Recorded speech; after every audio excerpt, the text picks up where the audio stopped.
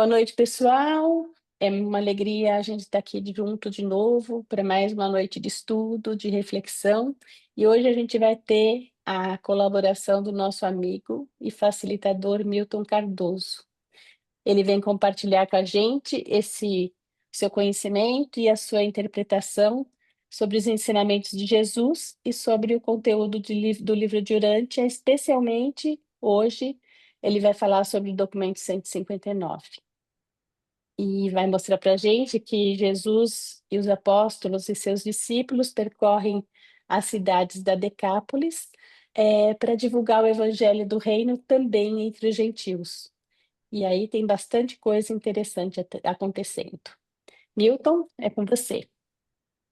Obrigado. Obrigado, Sueli. Obrigado à escola pelo convite. Obrigado a todos aí pela presença. Vocês veem a minha tela? Sim, Ah, ok. Bom, nós vamos verificar um pouquinho hoje, então, e na próxima semana também, a respeito dessa campanha, a respeito da campanha de Jesus e dos seus discípulos na Decápolis.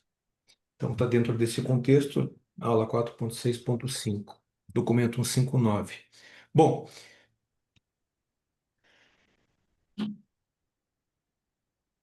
eu acredito que hoje nós consigamos tratar da metade desse documento, os três primeiros tópicos ali, o sermão sobre o perdão, o estranho pregador e também o ensinamento para os instrutores e os crentes.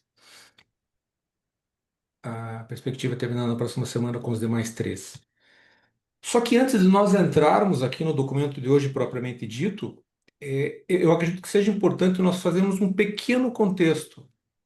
Aqueles que tiveram a oportunidade de estar conosco nas duas últimas semanas foram brindados com uma brilhante apresentação do facilitador Leonai, em que nós pudemos aí conhecer com muitos detalhes o documento 158, o Monte da Transfiguração. Então, é importante que a gente faça um pequeno recorte aqui, muito rápido, só para nós estarmos aqui na mesma página e talvez até trazer um pouquinho dos motivos que fizeram com que Jesus resolvesse por desencadear essa chamada campanha na Decápolis.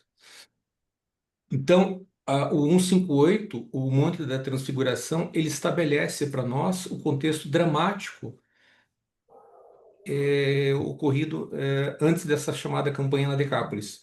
Então, nós conseguimos acompanhar com a Leonel semana passada que o documento 158, ele assim, é uma montanha-russa, né? Porque nós tivemos lá o chamado clímax celestial, e na sequência, quando Jesus e os três apóstolos que estavam com ele, na verdade, acabaram ali enfrentando uma crise de fé.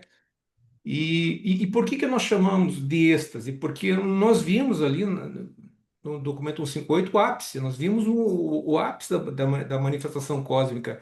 Nós vimos esse ápice seguido de uma manifestação, logo na sequência, de absoluta insuficiência espiritual dos apóstolos, quando Jesus acabou por descer o monte. Então, essa transfiguração que a gente acabou acompanhando, ocorrida no Monte Hermon, ela não foi um evento. Deixa eu mudar aqui para poder acompanhar melhor. Ela não foi um evento meramente local, meramente nosso, ou puramente pessoal, mas sim um acontecimento, como a gente teve a oportunidade de verificar, um acontecimento de significado cósmico, que acabou por validar, então, a conclusão bem-sucedida da tarefa, da carreira de auto-outorga de Jesus aqui no nosso planeta. Então, naquela oportunidade, no Monte Hermon, houve uma manifestação visível de um cortejo celestial. Jesus, ele acabou sendo visto por três dos apóstolos conversando com dois seres brilhantes, Gabriel e Melquisedeque, e os apóstolos, Pedro, né, de forma equivocada, acabou por acreditar e acabou por identificar esses dois seres celestes como, como Moisés e Elias, em razão na verdade, da crença judaica, né? Então, dentro desse contexto,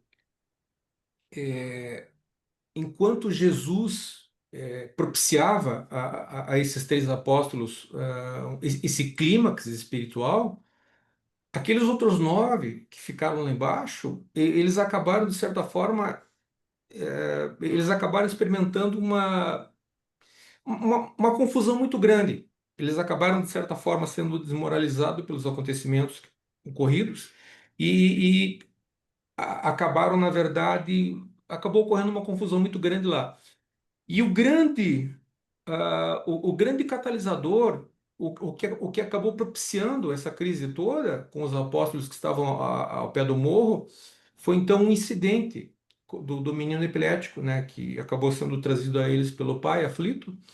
E esses nove apóstolos, que na verdade tinham sim recebido em algumas oportunidades a autoridade de Jesus para pregar e também para, dentro do possível, realizar curas, eles acabaram por falhar. Falharam assim, muito feio, de forma muito feia, na tentativa de expulsar o que por eles era percebido como um espírito maligno. Então, por essa falha, por essa tentativa mal sucedida, esses apóstolos eles acabaram de certa forma ali se sentindo humilhados, né? Havendo até um deles por acreditar que ou sugerir que talvez essa espécie de espírito maligno não fosse capaz de sair do espírito do corpo do menino, senão por ordem pessoal do próprio mestre.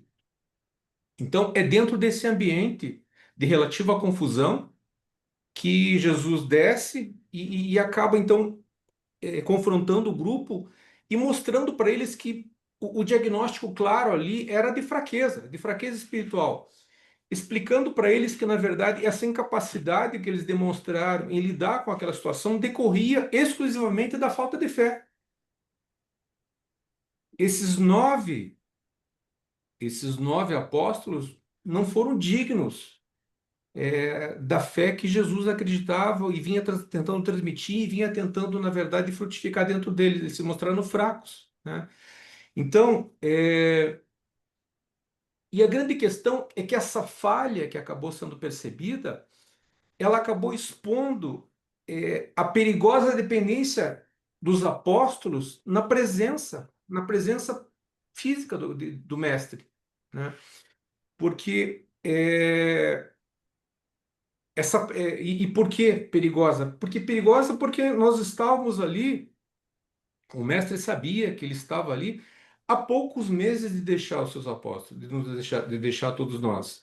Então, perigosa porque essa enorme dependência mostravam que eles não estavam preparados. Eles ainda dependiam muito dessa autoridade delegada, dessa presença pessoal. E, na verdade, eles acabavam não se socorrendo, ou acabavam, na verdade, não descobrindo, ou não frutificando, ou não desenvolvendo dentro deles essa fé. Eles, não, eles acabavam, na verdade, não se aproveitando, né, da presença pessoal do pai e irmão para desenvolver essa fé pessoal. Então, até por conta disso, por conta de uma, não iminente, mas por conta de uma próxima, né, por conta da proximidade do momento em que o mestre nos deixaria, era urgente que algo fosse feito, né? Então, ficou patente que alguma coisa precisaria ser feita. Já que a fé demonstrada, então, por esse grupo, a fé pessoal, acabou se mostrando pequena, acabou se mostrando pouca, ela precisava ser suplantada de alguma forma, né? Então, havia necessidade de que esse treinamento ele fosse intensificado, né? No sentido de garantir resiliência, no sentido de garantir a fortificação, o fortalecimento da fé e no sentido de garantir a eficácia dessa fé, enfim, dessa comunidade, dessa crença como um todo, principalmente quando da ausência do mestre, momento esse que não estava longe, né? Então, é dentro desse contexto. A campanha de Decápolis, ela se apresentou como uma espécie de treinamento, um treinamento que se mostrou necessário para corrigir algumas questões, e também um treinamento de forma muito intensiva, um treinamento prático e intensivo, né? E até por conta dessa necessidade de ajustes, a campanha na Decápolis ela foi permeada por alguns detalhes, ela foi caracterizada por alguns detalhes. Se era de fé, se era fé que os apóstolos precisavam desenvolver, então nada mais justo do que essa missão na Decápolis, ela fosse caracterizada por uma absoluta ausência de milagres. O sobrenatural não poderia estar presente, né? E assim, essa foi a intenção de Jesus, né? Na verdade, objetivava com isso desenvolver, forçar os seguidores, forçar os discípulos a desenvolver, a confiar mais na verdade vivida e ensinada, a desenvolver a sua fé. Então, muitas das razões dessa campanha elas se encontram dentro desse contexto, né? Então, a gente observa que com essa campanha Jesus ele está pretendendo de forma efetiva preparar os apóstolos para operar o reino na sua ausência, que seria muito próxima, né? Enfatizando que a evangelização ela deve ser construída sobre a ética universal, sobre a tolerância e sobre a disciplina do grupo, e não sobre a muleta da demonstração do poder. Muito pelo contrário. O poder sobrenatural nessa campanha ele não ocorreu. Jesus já acertou para que ele não pudesse ser manifestado, né? Jesus não queria ver o sobrenatural presente, né? Então era a fé que precisava ser desenvolvida. Então, dentro desse pano de fundo, dentro desse contexto, a gente começa a conhecer um pouquinho mais desse ambiente no qual os apóstolos acabaram por trabalhar ao longo dessas próximas 4 semanas.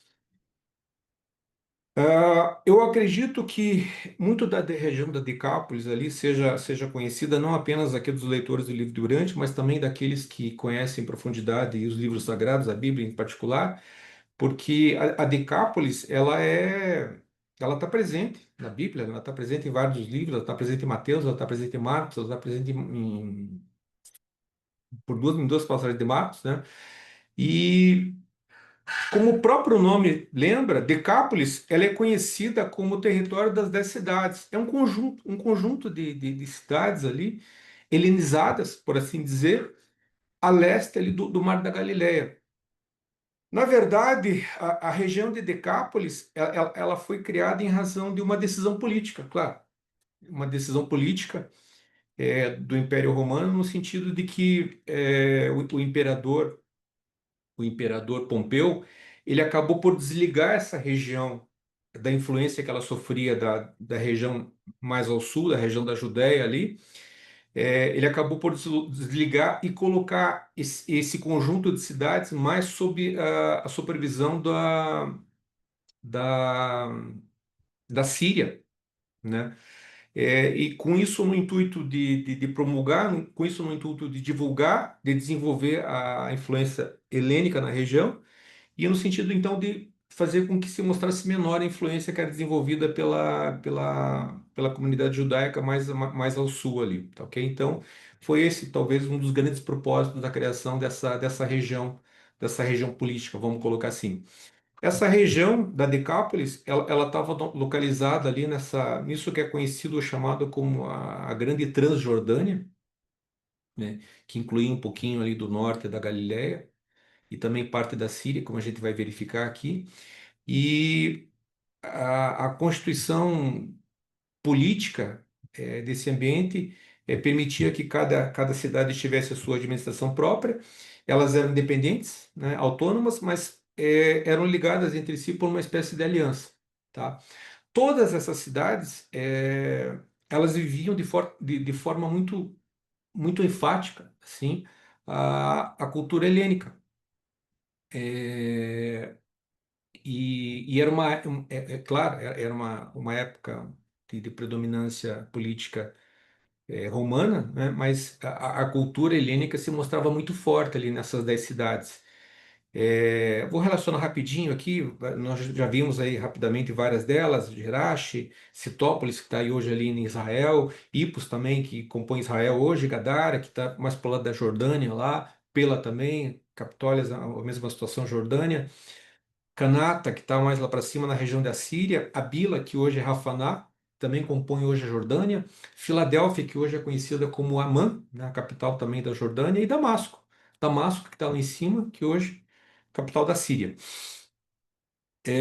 Então, essas cidades, até pela sua localização, elas acabaram se mostrando como um importante agente da cultura helênica em toda a região, né?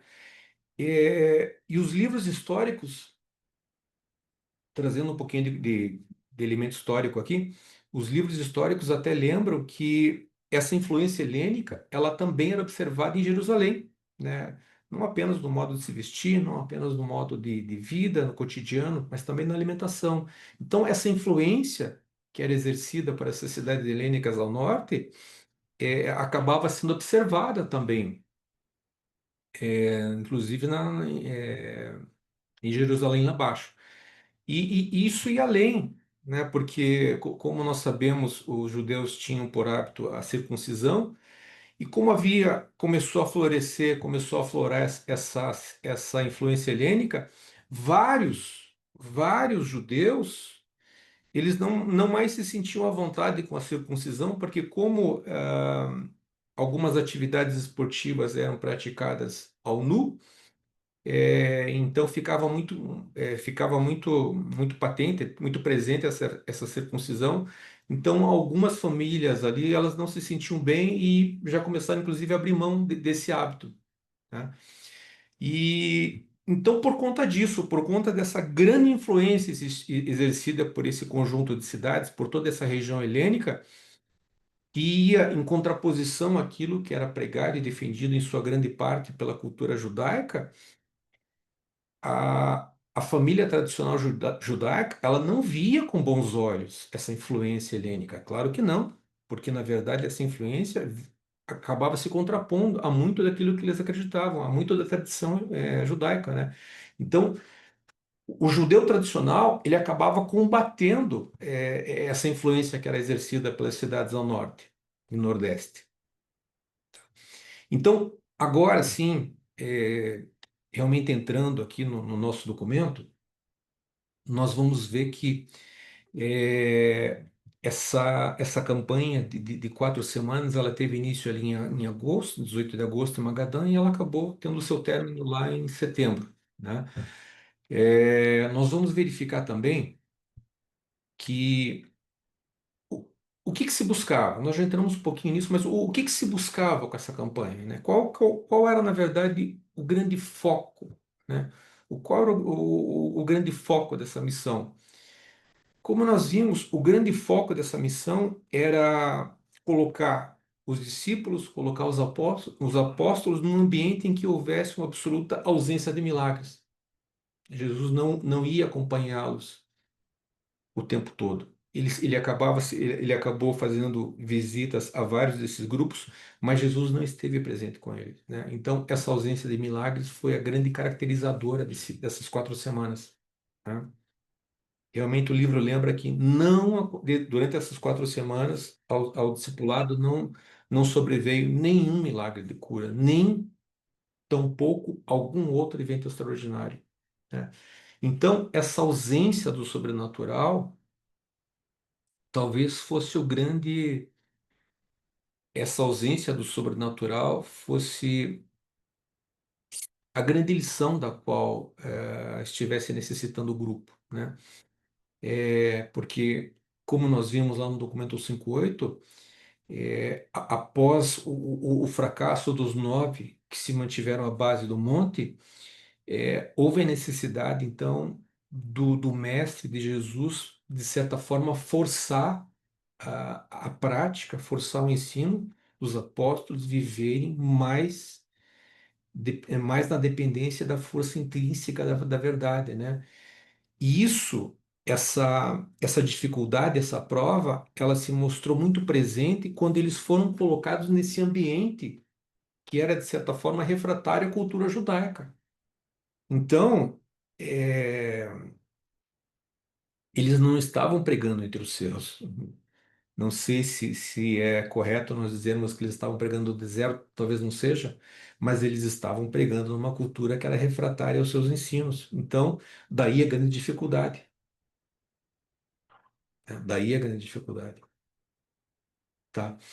E daí o grande desafio que foi imposto a esse grupo pelo mestre, tá? E que grande desafio é esse? Como nós vimos aqui, pregar ao longo de 4 semanas sem o apoio de qualquer milagre, tá? Incentivando, forçando, exigindo que esse grupo de discípulos, né, vivesse e ensinasse a verdade pela sua própria força, pela sua própria ética e organizasse a si próprio. Esses foram os desafios dessa campanha, todos eles. Prosseguindo aqui, após a introdução do livro, nós vamos. Um minutinho, me atrapalhei aqui.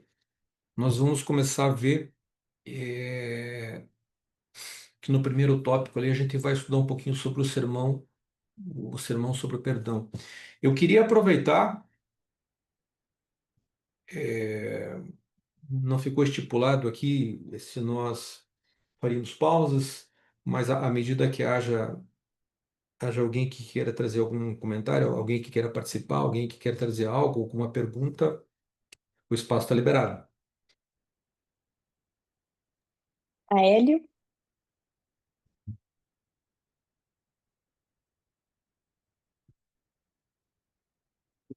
Parabéns, Milton. Você trouxe informações muito interessantes, especialmente sobre as cidades que compõem a Decápole e onde essas cidades hoje estão localizadas em termos de país. Mas uma dos teus slides, da tua apresentação, me deixou curioso, especificamente com relação à oposição que os judeus faziam de participar nos coliseus ou nos estádios, sobre a oposição dos judeus em geral relacionada à circuncisão. De um modo geral, a circuncisão para os judeus étnicos, era feita quando o bebê. O bebê não escolhia fazer circuncisão, os pais escolhiam por eles. Mas, de qualquer modo, a parte que me chamou a atenção é outra. É como ir para um estádio de futebol. Diferente daqueles 22 que estão competindo no campo, tem todo o estádio. Então, o comportamento dos atletas não quer dizer o comportamento daqueles que estavam assistindo. Então, explica melhor. O judeu estava participando dos eventos esportivos ou era meramente um contemplador? Por que que ele se opunha? Porque ele não gostava de ver os homens nus no estádio sem o prepúcio à mostra? O que que você quer dizer exatamente? Eu não entendi essa parte. Explica, por favor. Grato. Tá. Veja, o livro, até onde eu consegui perceber, também não é muito claro, mas eu entendo assim. Até porque, conforme nós vimos lá naquela reprimenda que Jesus sofreu do pai dele, quando ele sugeriu que houvesse a promoção de jogos, é, eu acredito, pelo que eu li ali, que o judeu, a família judia tradicional, ela não é muito afeita a jogos, atividade, ela não é.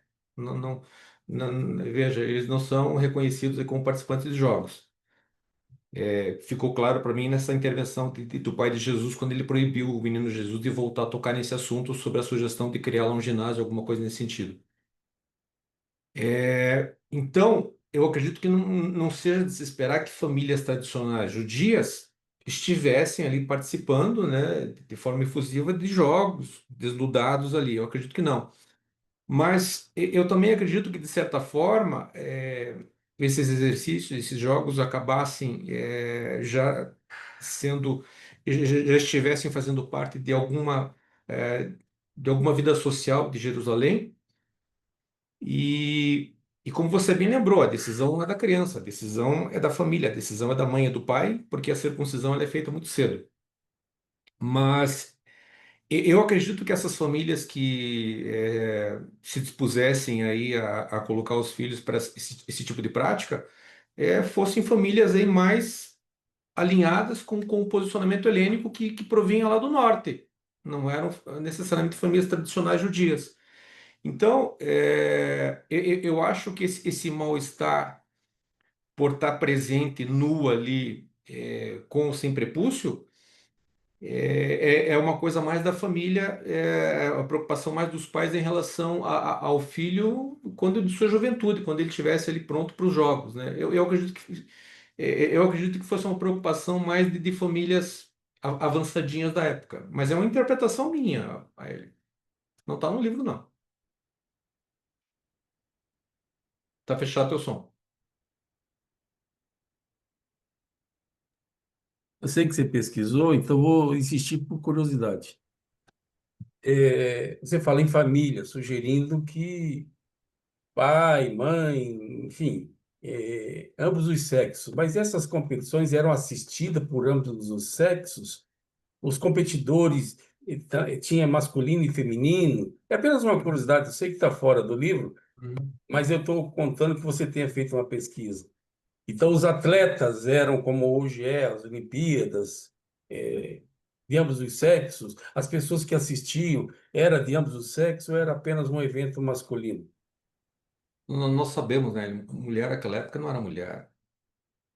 Hum, Mulher não era mulher, mulher não, ela não era reconhecida como companheira do homem, ela não tinha a mesma, ela não tinha, não era reconhecida enquanto, no mais das vezes, ela podia ser vista como objeto, como propriedade. Então, não, eu não participava. E veja, eu não fiz uma pesquisa especial para essa apresentação, mas eu estou trazendo aí até onde eu conheço um pouco dessa história. Mas não, do que nos traz o livro. Mas não, mulher, na verdade, ela não era cidadã, não tinha direitos, estava mais alinhada à propriedade. Então, eu acredito que não, essas mulheres não viessem a fazer parte dos jogos, né? Não tinham direito de ficar nuas ali também, frente a todos competindo. Essa era uma atividade exclusiva, tal qual a formação, a formação formal, né? Era uma atividade exclusiva dos meninos, tá? Roberto. É. Obrigado, Milton. Boa noite, pessoal. Milton, você falou das cidades com influência helênica da Grécia. E muitas delas eram também cidades onde atualmente é a Jordânia. Uma vez eu fui numa missa da Igreja Maronita e encontrei uma pessoa da Embaixada da Jordânia que disse que a Jordânia e Israel são próximos, entendeu? Então, eu pergunto, como foi que você fez essa pergunta, essa pesquisa e essa observação de que havia muitas cidades com influência helênica na Jordânia atual, ela realmente procede? Eu não entendi se a tua pergunta sobre proximidade é física ou é proximidade social. Não entendi. Que tipo de proximidade você Uma, fala?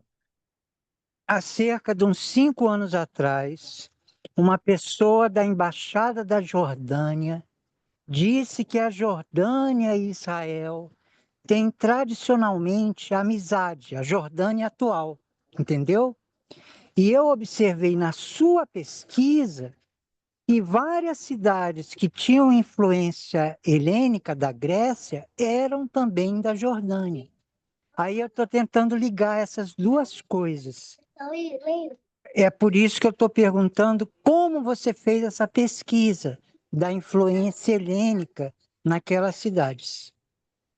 Nós vimos ali, nós vimos, Roberto, que na verdade, quando houve essa divisão política dessas cidades, a administração política desse grupo de cidades aqui, a administração, ela estava subordinada a uma cidade que estava lá na Síria. Então, a capital desse grupo de cidades estava do lado sírio, você entendeu? Então, sim, proximidade física não se discute, né? A gente está vendo aqui. Com relação à proximidade de costumes, a gente precisaria estudar um pouco mais, mas eu não deixo de reconhecer que essa influência e que a cidade ali, na verdade, que fazia o papel era Damasco, na verdade. Não me lembro se era a 8 ou 9, eu acho que era Damasco, atual capital da Síria, que era responsável pela administração política de todo esse grupo de cidades, de toda essa região. Então, não se discute, né? Era sim, existia sim uma influência política ali e social muito grande, Eu acredito que essa informação que você tenha recebido, Roberto, ela proceda, tá? Vamos em frente? Bom, então, como nós vimos, o grande detalhe e o foco dessa campanha foi a ausência de milagres, né?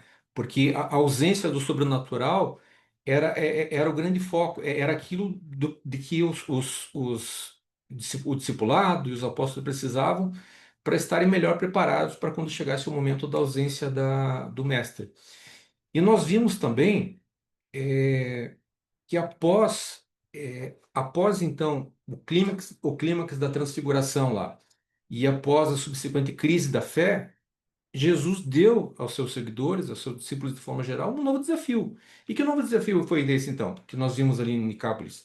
Pregar o evangelho por 4 semanas, sem o apoio de qualquer milagre, forçando então esse grupo a viver e ensinar a verdade pelas suas próprias forças ética e organizacional. Nós já tínhamos visto isso, tá ok? A gente vai começar a ver agora um pouquinho então sobre o sermão, sobre o sermão sobre o perdão. E o sermão sobre o perdão é um pilar, na verdade é um pilar da ética sobre o reino. Esse sermão sobre o perdão, ele acaba por estabelecer a natureza do perdão divino e humano, né? E ele acaba por estabelecer também as regras sobre as quais se fundamenta a disciplina e a autoridade dentro da fraternidade, como a gente vai ver um pouquinho melhor aqui na sequência, né? Então, esse sermão sobre o perdão que foi proferido ali em Hipos, ele aborda dois temas que são centrais aqui e não deixam de ser também interligados, que são a natureza do perdão de Deus, a gente vai desdobrar isso um pouquinho melhor, e a autoridade revestida para poder administrar a disciplina e a misericórdia entre os crentes. Então a gente vai conversar um pouquinho sobre esses dois temas principais aqui, tá bom? Bom, o perdão divino, então.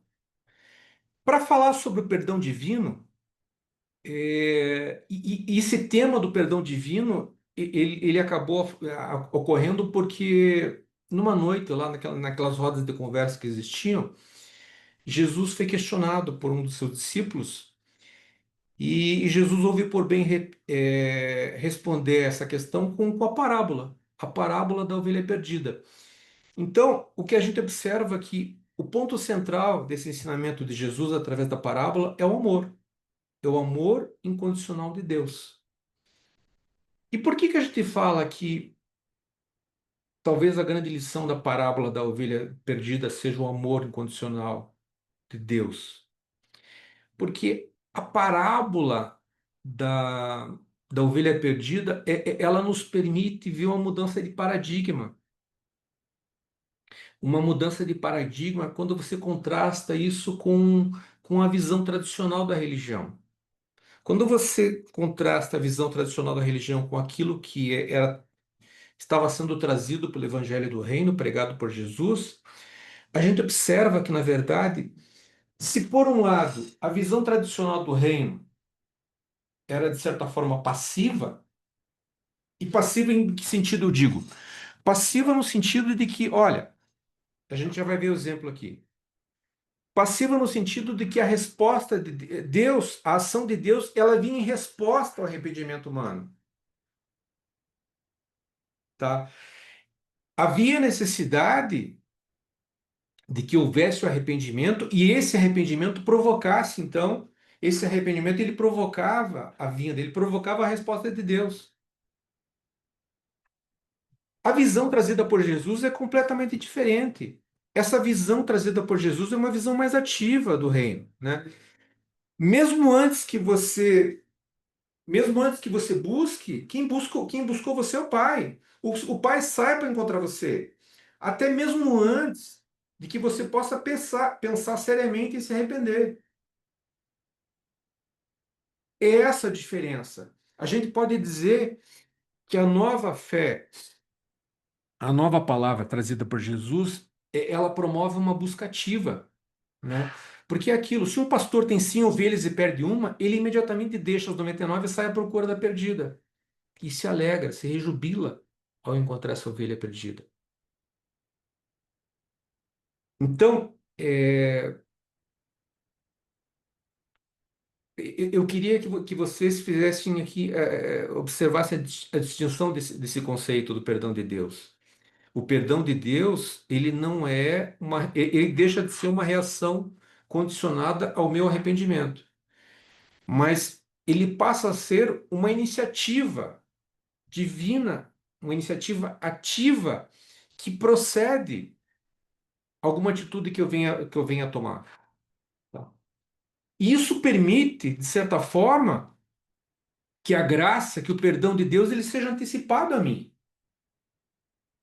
E talvez a grande distinção estabelecida pelo Mestre na sua revelação seja essa. Na vossa religião, Deus pode receber os pecadores arrependidos. No Evangelho do Reino pregado por Jesus, o Pai sai para encontrá-los, antes mesmo até que eles pensem seriamente em arrependimento. Ou seja, há toda uma completa inversão. A graça antecipada, a busca do Pai por mim é ativa. Se eu não encontrei dentro de mim arrependimento, digno ainda de assim ser reconhecido, o Pai já está à minha procura. Basta apenas que eu atente para isso. O Pai vai me encontrar. É preciso, claro, que o arrependimento também surja em mim. Claro que é preciso, né? Mas o Pai está à minha busca. O Pai está procurando por mim. Eu sou a ovelha desgarrada que o Pai tá aí, né? Tá me buscando, né? Então, essa distinção, né? Eu entendi assim como o grande diferencial da nova mensagem trazida por Jesus. Isso por quê? Isso porque a vontade do nosso Pai é de que nenhuma dessas pequeninas ovelhas se perca, e tampouco que nenhuma dessas pequeninas ovelhas pereça. Muito legal essa mensagem do Pai, né? Puxa, eu leio isso aqui, nossa. Mas vamos lá, vamos falar um pouquinho então sobre o perdão humano, que também é trazido dentro desse tópico do sermão sobre o perdão, né? A gente vai ver um pouquinho sobre a disciplina que deve haver dentro da fraternidade. É a fraternidade que tem esse poder, tá? Porque Jesus, de certa forma, ele traz para nós a mensagem, a lição de que o perdão de Deus a nós, ele está religado, ele está relacionado, ele está vinculado ao perdão ao próximo. O Pai do céu perdoa o vosso pecado, e, portanto, nós também devemos aprender a perdoar uns aos outros.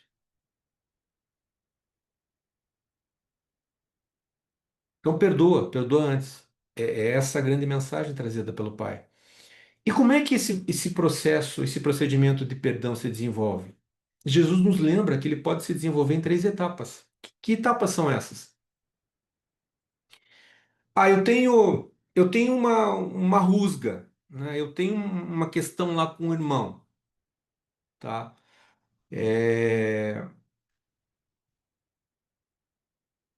Então, à medida que eu tenho uma desavença, uma rusga, uma questão a ser resolvida com esse irmão, Jesus ele estabelece um processo gradual e ordenado de conciliação, tá? Tudo isso focado na chamada preservação da comunidade. A primeira forma, de repente, eu tenho uma rusga aqui com o Aélio. O que Jesus orienta que eu faça? Jesus orienta, na verdade, e eu estou supondo que, na verdade, eu faço parte da mesma comunidade, eu comungo com o Aélio, eu sou amigo do Aélio, sou conhecido, eu quero bem o Aélio, e por conta disso, essa ferida que eu tenho com ele é alguma coisa que me faz mal. Então, o que Jesus ordena que eu faça? Jesus ordena, na verdade, que eu procure pelo Aélio. Jesus ordena que eu vá até o Aélio, a sós, né? E mostre, e procure mostrar o erro que ele cometeu, seja de análise, seja de julgamento, enfim. Jesus orienta, procura essa pessoa aí que na verdade, não está trazendo paz ao teu coração. Procura essa pessoa, procura conversar com ela, procura esclarecer, procura mostrar para ela qual é o teu ponto de vista, né? Cara, e se o AL te ouvir, desculpe aqui pelo exemplo, mas eu tomo a liberdade pelo carinho que eu tenho a você, tá? Se o AL te ouvir, nossa, você ganhou o teu irmão, né? Mas vamos supor que o Hélio se mostra assim pouco receptivo. a conversar comigo. O Hélio, não, ele não quer saber de conversar. Eu já procurei ligar, procurei passar lá, mas ele não quer me receber. Ele se mostrou refratário à minha conversa, ao meu diálogo. Ele não quer. Então, o que que Jesus ordena que eu faça? Jesus ordena, na verdade, que eu procure insistir um pouco mais nessa conversa, mas que eu leve amigos comuns, amigos aqui da nossa comunidade, né? Para que esses amigos possam então testemunhar da forma como eu estou procurando lidar com essa situação. Eu estou tratando bem o Hélio, eu estou permitindo que ele se manifeste, que ele se expresse, eu estou permitindo que ele exponha, na verdade, a visão dele sobre o que acabou ocasionando essa rusga entre nós. Eu estou sendo educado com o Hélio, eu estou sendo fraterno com ele. Então leve testemunhas para que elas possam então dizer que você tá jogando limpo, que você está na verdade procurando descobrir o que está vendo aí, tá? Mas se mesmo assim ele resolver por não te ouvir, ele resolver por não ouvir aos irmãos que te acompanham no testemunho ali, se ele se recusar, aí não há muito o que fazer. Então, o que você deve fazer é deixar essa situação à congregação, você deve deixar essa situação à fraternidade, você deve deixar essa situação ao pequeno grupo social do qual vocês fazem parte, né? E, se for a decisão do grupo que assim seja, esse grupo social que resolva por tornar esse seu colega, esse seu amigo, uma espécie de pária desse reino. Mas essa decisão de tornar esse meu amigo um pária desse reino é uma decisão que não pode ser individual. Essa decisão ela tem que ser coletiva, tem que ser uma decisão do grupo, tem que ser uma decisão da fraternidade. Eu ou qualquer um de nós aqui, enquanto pessoa, não tem poder, não recebeu mandato para isso, muito pelo contrário. Então, a autoridade, eu verifiquei com ele levantou a mão, mas daqui a pouco nós conversamos, só para terminar esse tópico aqui. A autoridade, como bem lembrado por Jesus, a autoridade, ela é do grupo. Jesus definiu claramente que a autoridade para a disciplina aqui, para a disciplina temporal, para a disciplina material, ela está no grupo, ela não está na pessoa. Não adianta o Milton querer punir o indivíduo. Não adianta nenhum de nós aqui ter essa pretensão. Nós não temos, a gente não foi revestido desse poder, muito pelo contrário, tá? Porque nós temos uma série de limites individuais. Eu não posso querer pretender julgar a alma do meu semelhante. Muito pelo contrário, não posso, né? E indo muito mais além, né? Eu não posso querer eventualmente perdoar pecados e também não posso querer usurpar as prerrogativas divinas. Isso não nos cumpre, isso não nos é dado, tá? Essa autoridade para manter a ordem, né? Para manter a ordem temporal e essa autoridade para manter a conduta do grupo, ela é investida exclusivamente na fraternidade, do nosso grupo social. E é o grupo que decreta, é o grupo que decreta aqui na Terra, sob a disciplina, né? Melhor dizendo, o que o grupo decreta, o que o grupo resolve e o que o grupo faz decide por decidir, o que o grupo na verdade resolve por instituir como lei, como moral, como lei.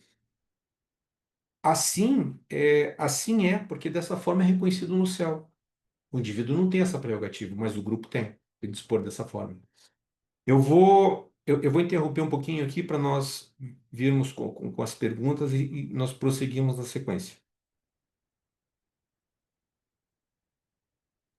Hélio? É muito interessante esse tema de perdão, de culpa e de arrependimento. Mas eu prestei atenção na tua fala que disse o seguinte, que Deus toma a iniciativa de perdoar mesmo que não seja chamado ao feito. Isso, de certa forma, e você justificou isso no exemplo da ovelha perdida, que 99 ficou no redil e o pastor foi atrás daquela ovelha perdida por iniciativa dele, pastor, a revelia da ovelha perdida. Querendo justificar com esse exemplo que Deus faz o mesmo. Toma a iniciativa de perdoar a revelia de quem tenha praticado o pecado. Eu quero que você, por favor, se possível, harmonize esse entendimento com o fato que Deus permite o livre-arbítrio. Que você harmonize esse entendimento com o ensinamento de João Batista, que proclamava o arrependimento. Arrependei-vos, arrependei-vos, arrependei-vos, tanto no plano individual, enquanto indivíduo, quanto no plano coletivo, enquanto parte de um povo, parte de uma sociedade. O perdão implica, assim, grosseiramente, três pers personagens: o ofensor, o ofendido e o terceiro, tipo um juiz. Ofensor, ofendido e uma terceira parte. Bom, eu não vou misturar o tema perdão com o tema arrependimento e também não vou misturar com penalidade e com punição, como algo privativo de quem tem autoridade para isso. Ou seja, o ofendido tem autoridade para imputar pena, imputar castigo. Não vou entrar nesse tema, mas esse negócio que Deus toma a iniciativa, realmente eu gostaria de entender melhor. Grato. Tá. Veja, Hélio, em relação aos ensinos de João Batista, é, eu vou pular. Eu vou pular porque a gente vê em várias partes do livro ali que os ensinos de João Batista, até pelo fato de ele preceder a Jesus, nem tudo aquilo que ele pregava está em absoluta união com aquilo que foi defendido e trazido e revelado por Jesus. Então, esses detalhes aí que destoam dos ensinos do mestre, eu não tenho, assim, condições de esclarecer para você, vou ficar aí devendo, tá? Agora, em relação a essa questão da disposição do Pai em me encontrar, da disposição do Pai em me perdoar, mesmo antes de eu reconhecer dentro de mim que eu quero ser perdoado, eu não vejo conflito nisso com o meu livre-arbítrio, muito pelo contrário. Eu acredito que isso reafirma o meu livre-arbítrio, Hélio, porque o pai está lá, o pai está me procurando, o pai está à disposição, o pai saiu ao pasto para me buscar. E talvez eu nem saiba disso, né? O pai já se antecipou, a graça já foi ofertada, mas é só no momento em que, na verdade, é só no momento em que a minha vontade é fazer conforme a dele, e em que eu me alinho com a vontade do pai. É aí que, na verdade, ele me encontra. Então, eu não vejo conflito, eu não vejo nenhuma situação assim que o pai está lá, o pai me busca e o pai vai me encontrar, porque nesse momento, perdoar, encontrar o pai, nesse momento de reparar pecado, nesse momento, na verdade, de voltar para o rebanho, essa é a minha vontade. E essa é a minha vontade. Nesse momento não é a vontade do Pai, nesse momento é a minha vontade, porque fazer conforme a dele, né? E a vontade dele é que eu volte pro aprisco, né? Então, eu acho que é um encontro de vontades e a minha é encontra dele.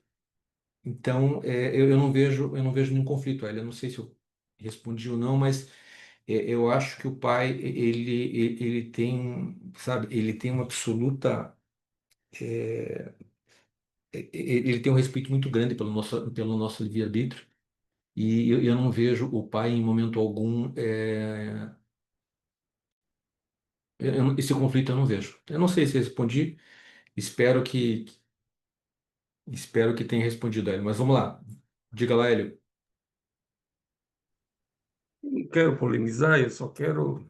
Eu não fiquei satisfeito com a resposta porque eu continuei na dúvida. Não é porque você não se explicou bem, é porque eu continuei na dúvida. A limitação está em mim. Mas eu quero dizer o seguinte: das 100 ovelhas, as 100 ovelhas pertenciam ao pastor. Ele já pertencia.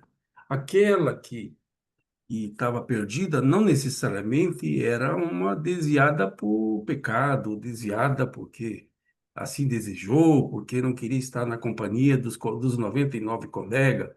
Pela contingência, ela se perdeu por algum motivo, até involuntário. Então, ir buscar a ovelha perdida, não, em tese, não significa que a ovelha perdida era uma pecadora, era uma, enfim. e que dependia de uma ação do pastor de perdoar ou coisa do gênero. Mas, de qualquer modo, você vai encontrar grupos que entendem que a ovelha não estava perdida, ela simplesmente resolveu se afastar do rebanho, da companhia dos demais. Aí, nesse caso, ela escolheu tal sorte. Aí você fica pensando, se ela escolheu tal sorte, ela exerceu o livre-arbítrio. Por que é que o pastor foi atrás dessa ovelha, deixou 99 fora para ir atrás de uma que quis ir embora? Essa é uma linha de interpretação. A outra é dizer, não, ela se perdeu, uma calamidade, bobeou, enfim, e se perdeu. E o pastor, num ato de bondade, de amor por aquela perdida, disse, não, eu vou atrás resgatar, porque eu sei que ela quer estar com o grupo. Ela faz parte do reino. Tá? Então, nesse sentido, já que esse exemplo foi dado, mas o ponto central disso, muito embora os dois grupos, tanto o que entende que a ovelha está perdida, que quis estar perdida, ela quis se afastar voluntariamente, quanto o grupo diz ela se perdeu porque se perdeu, ela não queria se perder. Então, independentemente dos dois grupos, o ponto central da minha curiosidade é: o pastor deixou 99 para trás para ir atrás de uma que voluntariamente quis se perder? Aí você começa a pensar, ué, tem alguma coisa que é errada. E é essa parte que eu estou tendo dificuldade, eu estou tentando me explicar. Obrigado. Entendi. Eu não vejo exemplo melhor para a gente aplicar os ensinos de Jesus em relação ao perdão do que esse trazido por você.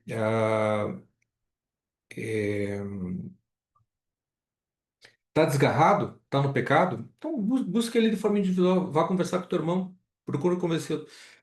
Ele entende, na verdade, que estar desgarrado é vontade dele, ele está melhor assim e não quer mais fazer parte do aprisco. Legal. Então, leve testemunho, leve mais dois irmãos da comunidade para também testemunharem que você está envidando esforços ali para trazê-lo novamente. E se mesmo assim, mesmo com a testemunha desses dois ou três irmãos, esse desgarrado resolver por bem não voltar à comunidade, não voltar ali ao rebanho, aí não há nada que você possa fazer. Aí, na verdade, o grupo vai considerá-lo um páreo ou não, é uma decisão do grupo. Mas eu acho, na verdade, que o pastor está certo. Eu acho que essa dor que move o pastor, no sentido de trazer aquela ovelha para o rebanho, é a mesma dor que move um pai, na verdade, quando ele vê que um filho, por alguma razão, não está bem. Ele vai correr, ele vai se escorrer, ele vai atrás daquele filho, ele vai, na verdade, buscar aquele filho, ele não vai querer perder, ele não vai querer que o filho se desgarre. Então, e eu acho válida, eu acho justa essa manifestação do pai na busca por esse filho. Mesmo que eventualmente os outros 99 ali deixem de estar por algum momento fora da supervisão dele. Não sei se eu respondi, mas é mais ou menos como eu penso, Hélio. Caio, por favor. Obrigado, Milton. Eu só queria, eu acho que, colocar algumas coisas aqui que são importantes para essa discussão. A gente vive num mundo de confusão, o que a gente tem é uma tremenda confusão, né, com respeito ao que é a criação, o que é o mundo real, o que é a realidade verdadeira, o que é a verdade da criação. A gente tem ciência que tenta descobrir, né, essas coisas e tem a fé das pessoas que tenta descobrir essas coisas. E a fé exercida de maneira humana, ela é totalmente falha. As várias denominações que a gente tem aí, de diferentes religiões, elas são mistos de algum sentimento, realmente uma influência religiosa e várias outras coisas que a gente arrasta junto, né? Então, eu acho que muito do Evangelho de Jesus vinha para trazer uma correção, e essas correções, pelo livro de Dante, a gente vê que ela é feita através de revelações. Então, são tentativas de que alguém venha e organize essas tendências que a gente tem, tanto o nosso conhecimento adquirido, quanto essa influência que a gente tem dentro de nós, né, de buscar algo, isso acaba ficando desorganizado da maneira que é, ou desorganizado, né? Na nossa sociedade hoje, precisa vir alguém com alguma informação que tente organizar isso e dar alguma direção, né? E Jesus deu uma direção que é o seguinte: não vá buscar as coisas por aí, vai buscar a verdade dentro de você, porque Deus, mais do que você ir buscar a Deus, Deus antes de tudo foi buscar a cada um dos seus filhos, dentro deles, né? E isso é que essa, essa coisa de que, olha, o pastor vai e vai buscar as ovelhas que estão perdidas, tá? Então tem essa questão, tem a questão de que o perdão, Deus já perdoou, mas na verdade o perdão ele é dado a maior graça à medida que nós perdoamos aos nossos irmãos, né? Então, a questão do perdão, ela é uma questão não passiva, ela é uma questão ativa, né? E ela tem essa dependência de que a gente perdoe os nossos irmãos, né? E eu tenho uma outra leitura, que é uma leitura minha, com respeito à realização de Deus, tá? Nós somos seres criados num ambiente totalmente imperfeito, onde o mal, o pecado, a imperfeição faz parte do nosso ambiente. Ela não necessariamente precisa fazer parte da nossa vida, tá? Isso é uma questão realmente de escolha, erro, várias coisas desse tipo. Mas a gente lidar com o que tem nesse ambiente é o que faz com que a gente tenha uma maior realização do nosso caminho divino, tá? E quanto maior é essa realização, se existe um contraste maior entre o lugar onde a pessoa está vencendo as suas batalhas e o lugar de destino dela. Então, quanto mais perdido um filho, maior é a vitória desse resgate, né, que Deus cria na vida dessas pessoas, e maior a realização que o Supremo tem, que é esse Deus que cresce com a experiência, né? Então, quando Jesus fala que mais feliz fica Deus quando vai e busca o seu filho perdido, eu leio dessa maneira, que é um grau de realização maior da divindade, né? Resgatar quem está mais perdido, tá? Então, acho que essas coisas, elas funcionam, assim, na minha leitura, na minha interpretação, dessa maneira. Obrigado. Obrigado, Caio. Neemias? Bom, pessoal, boa noite. Boa noite, Milton. Então, eu entendo também, semelhante ao que o Caio comentou, que essa parábola de Jesus, eu acho que reflete bem a sua missão aqui na Terra. Sendo ele o criador de milhões de mundos, a gente vê que ele não escolheu um mundo perfeito e que não houvesse caído. Ele foi atrás da ovelha perdida. Ele deixou de ir em qualquer outro mundo que poderia escolher, ter uma vida tranquila. Ele escolheu o pior dos mundos para viver a sua vida na carne. Então, ele veio atrás da ovelha perdida, ele veio atrás daquele planeta caído que tinha sofrido tanto com a rebelião de Lúcifer quanto com a queda de Adão e Eva. Então, talvez a gente realmente seja um dos mais assim, um dos menores, né, entre todos os planetas onde a rebelião é, aconteceu. Então, eu entendo que é nesse sentido, porque ele disse outras vezes também, né, aquele que já está salvo, aquele que está curado, não precisa de tratamento. Aquele que é saudável não precisa de atenção, quanto aquele que realmente precisa de mais cuidados, o doente, o, o fragilizado, o pecador. Então ele veio para não para os que estavam sãos, Ele veio para aqueles que precisavam da sua ajuda. Acho que é nesse sentido que ele deixa as ovelhas.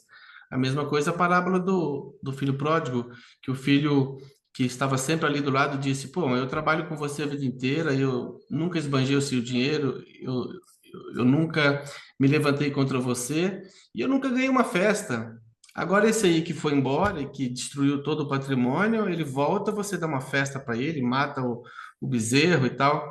E o pai fala assim: sim, mas você precisa entender que ele estava perdido e ele foi encontrado novamente. Então, essa é a festa. A festa é de você recuperar aquele que estava perdido. E eu acho que é nesse sentido que ele fala a parábola das 100 ovelhas, no sentido que ele, sendo bom pastor, deixou as 99 no aprisco, né, do seu universo e foi atrás daquela que estava perdida, que era o nosso planetinha aqui, Urante. Obrigado, Boa, amigo. boa, muito bom.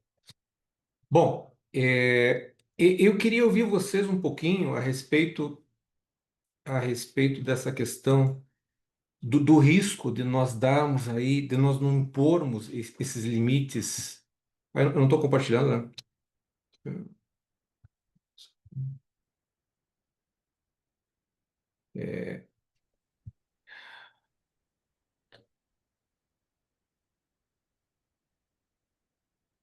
foi? Foi. Eu queria.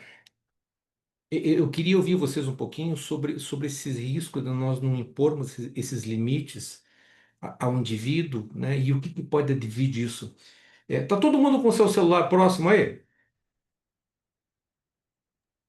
Sim, Eu vou, Sim. vamos fazer um negócio juntos aqui. Eu vou pedir para vocês digitarem aí no navegador de vocês, por favor, www.mente.com, mente.com, por favor. É para entrar rapidinho, tá? É para entrar rapidinho, sem maiores problemas. E ele vai entrar numa página em que vai pedir um código.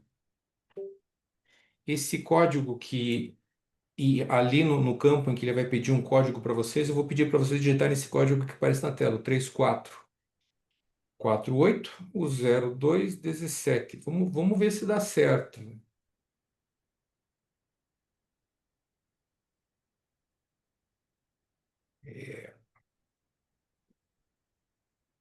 Eu aparece vou, uma pergunta. Por que não pode? eu vou deixar de compartilhar a tela aqui. Uhum. Todo mundo já anotou aí, então eu vou fechar a tela aqui. O código é esse aí? Esse é o código Quatro. 34480217. Todo mundo pegou? Uhum. Posso fechar aqui? Então tá, então eu vou interromper o compartilhamento aqui. Deixa eu ver se eu consigo abrir a tela lá. É, Apareceu. Por que não pode? é. É, para mim também. Mas vamos recapitular um pouquinho até para saber se vocês estavam presentes, se estava todo mundo acompanhando, se estava todo mundo anotando, como estava fazendo ali o Mantovani. Eu queria que vocês respondessem, tá valendo nota, hein? Essa pergunta aqui que aparece para os senhores aí, uma única resposta. A pergunta é: qual o motivo de trabalho que Jesus impôs aos discípulos durante a campanha na Decápolis? É essa a pergunta, não é isso? Isso, valendo nota.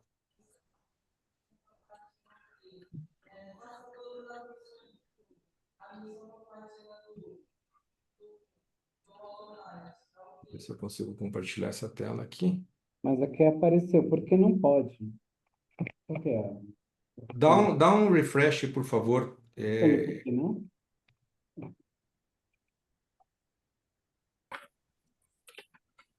Ah, agora sim.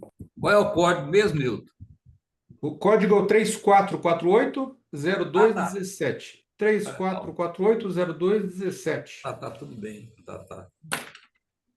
Eu já respondi e apareceu aqui o agradecimento, né? Please wait for the president to change the slides, né? Obrigado né, por participar, mas é mais ou menos isso, né? É isso mesmo, é essa dinâmica, né, Milton, de Boa, responder obrigado, obrigado. isso. Todo mundo já respondeu? Ah, Sim. acho. Sei lá.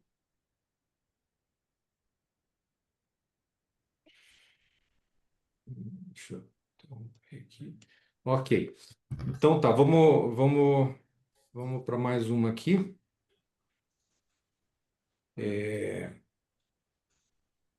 Eu não estou conseguindo migrar de uma tela para outra, mas vamos lá, é para dar certo.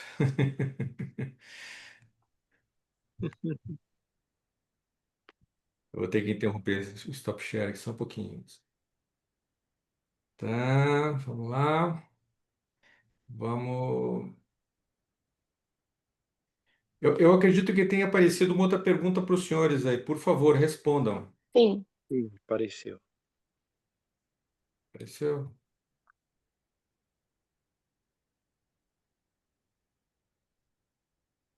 Sem colar, por favor. Apareceu? Sim, Então tá, respondimos, né? Respondemos. ok. Então vamos para uma Essa terceira e última perguntinha aqui aqui. é capciosa, hein? é, pode ser duas respostas, mas tá bom. O homem como indivíduo ou o homem como É, sociedade? exatamente. Uhum. Imaginei. Eu coloquei Mas como indivíduo, Eu, imaginei. para aqueles que responderam que não pode, ou pode em algumas situações, eu queria, na verdade, que você escrevesse aí, se possível Ai, com já poucas, passei. se possível com poucas palavras, por que que não pode? Ah, tem, ok. tem como Como voltar atrás? indivíduo não pode. Como grupo, talvez possa.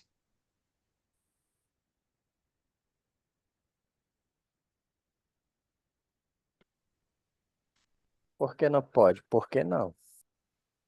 Enfim, porque não é resposta, mas pode.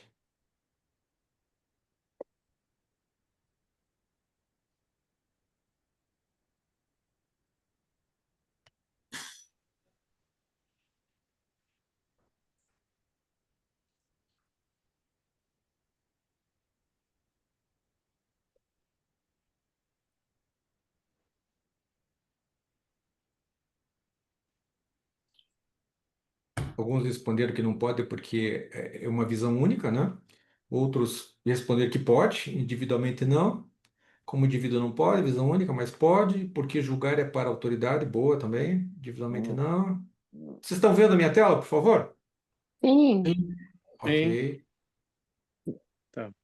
Pode como grupo, todos temos o mesmo caminho, como grupo pode, em casos especiais.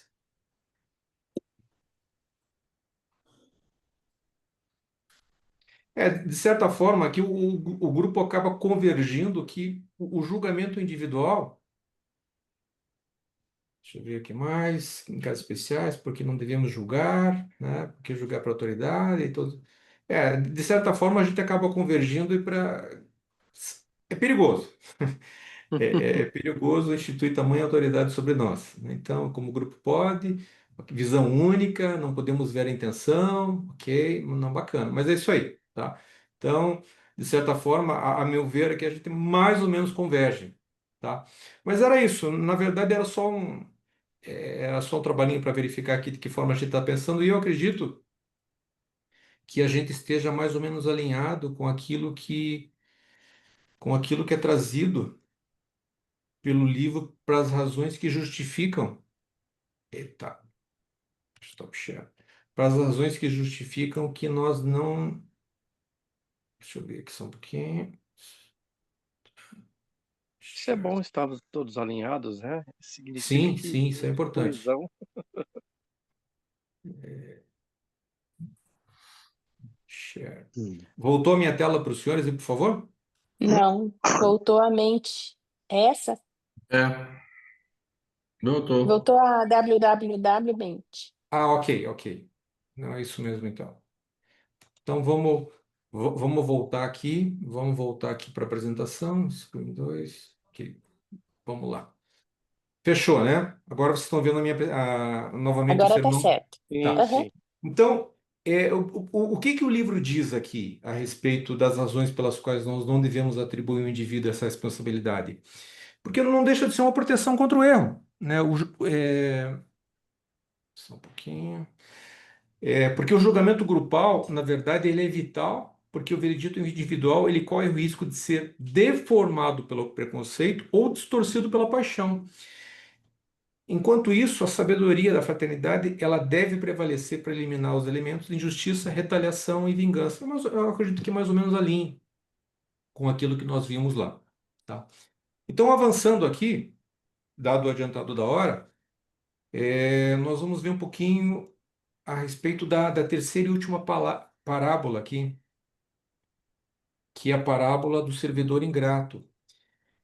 Por ocasião dessa parábola, foi feita uma pergunta, na verdade, Simão Pedro fez uma pergunta ao mestre, né, indagando ele porque a situação, qual que era a situação agora? Ah, Simão Pedro, curioso, acabou perguntando para Jesus, mas Jesus, mas e daí? À medida que a gente seja afrontado, a gente seja atacado, quantas vezes a gente deve perdoar, né, o nosso ofensor, né? E Jesus acabou se aproveitando de uma ilustração bíblica para dizer a ele, olha, não, você não deve perdoar o teu ofensor apenas 7 vezes, mas mesmo ou até 77 vezes, né? E para justificar essa resposta, Jesus acabou por por apresentar a parábola do servidor ingrato. Como é do conhecimento dos senhores, a parábola do servidor ingrato, ela tem como de pano de fundo uma dívida que se mostrava imperdoável, que se mostrava impagável, porque esse servidor ele devia ao rei alguma coisa próxima de 10.000 talentos, uma quantia absurda, né? Mas chorando, pedindo pela sua vida, pedindo pela família pela vida dos seus filhos, o rei acabou por perdoar esse servidor, né? Essa dívida foi completamente perdoada. Mas na sequência, demonstrando uma absoluta ingratidão, pois não? Vamos em frente? Sim. Mas na sequência, demonstrando uma absoluta ingratidão, esse servidor ele foi defrontado com uma situação em que o crédito dele, né, a dívida de um serviçal dele era muito menor, alguma coisa próxima ali de 100 denários, né, uma quantia irrisória quando comparada com aquela quantia colossal dos 10.000 talentos. Mas mesmo nesse caso, esse servidor de coração frio não houve por perdoar essa dívida tão pequena e determinou então que esse serviçal fosse colocado na prisão. Claro, quando o rei acabou por saber do que havia ocorrido, ele determinou que esse servidor fosse chamado à sua presença e determinou que ele ficasse então. O rei ficou, com toda a razão, ficou na bronca, né? Pune o servidor ingrato, exigindo que ele pague toda a dívida, né? Enquanto não pagasse, ele não se livraria da prisão. E qual que é a moral? Qual que é a moral que essa parábola acaba por nos ensinar? A moral é que a misericórdia que nós recebemos do Pai, ela deve ser um padrão para a misericórdia que a gente vai acabar por estender aos nossos irmãos. Tá? Nesse caso da parábola, esse servo ingrato, ele não demonstrou misericórdia na mesma medida em que recebeu do Pai, ou do rei, no exemplo dado. Tá? E Jesus, ele acaba por concluir que o Pai, ele vai mostrar misericórdia mesmo aqui, no mesmo grau em que nós virmos a demonstrar, né, para com os nossos semelhantes. Então, a misericórdia do Pai ela é gigantesca, mas é preciso que essa disposição, esse coração grande também floresça em nós, né? Então, essa parábola, ela estabelece essa condição, que a adesão ao reino exige uma transformação. Transformação tanto na relação vertical que deve haver entre nós e o Pai, ou seja, aquele Pai que nos busca, aquele Pai que sai à nossa busca, mesmo antes de nós pedirmos pela ajuda dele, esse Pai, ele nos busca e nos perdoa de forma ativa nessa relação vertical que nós temos com Ele. Mas é preciso também que nessa relação vertical que nós temos com o nosso próximo, com a nossa comunidade, com os nossos amigos, com os nossos irmãos, nós também tenhamos esse mesmo desprendimento. Tá? Mesmo nessa relação, onde a disciplina normalmente deve ser administrada pelo grupo, o perdão que nós oferecemos ao nosso irmão, ao nosso próximo, ele deve ser oferecido de forma ilimitada. O tempo, essa parábola, ela merece aí um desdobramento, mas o tempo está meio adiantado, então eu vou passar aqui para o próximo parágrafo. Mas eu gostaria até, inclusive, de deixar de lição de casa para vocês. É fantástica essa parábola. Vamos em frente? Bom, nós vamos ver aqui no tópico seguinte, em que o livro chama do estranho pregador, que a gente vai tratar um pouquinho da tolerância e da inclusão. Porque, e por que que a tolerância aqui se mostra tão importante? Por que que a inclusão se mostra tão importante, né? Porque são situações que existiram ao longo de toda a expansão, são situações que a gente vai ver à medida, por exemplo, que a revelação se faça cada vez mais presente. Então, são situações cotidianas que a gente vai acabar observando. Então, a tolerância, a inclusão, a expansão do reino, elas devem ser o foco, né?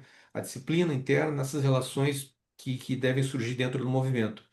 Essa cena da qual a gente vai falar aqui, ela, na verdade, teve oportunidade em Gamala, onde Jesus estava visitando. Ele sempre visitava um grupo dos discípulos, né? Ele estava visitando João, e João, João,